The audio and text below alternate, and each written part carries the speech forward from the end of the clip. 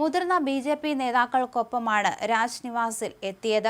ഫെബ്രുവരി 5 നടന്ന തെരഞ്ഞെടുപ്പിൽ ജയിച്ചു കയറിയ ബി.ജെ.പി. രേഖാ ഗുപ്തയെ നിയമസഭാ കക്ഷി നേതാവായി തെരഞ്ഞെടുത്തിരുന്നു.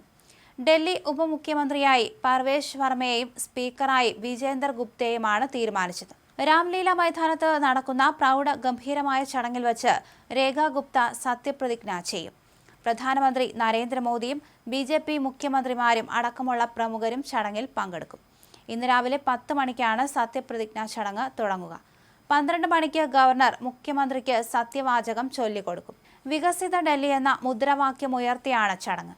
വികസിത് ഡൽഹി ശപഥ് സമാരോഹ് എന്നാണ് ചടങ്ങിന് പേരിട്ടിരിക്കുന്നത്.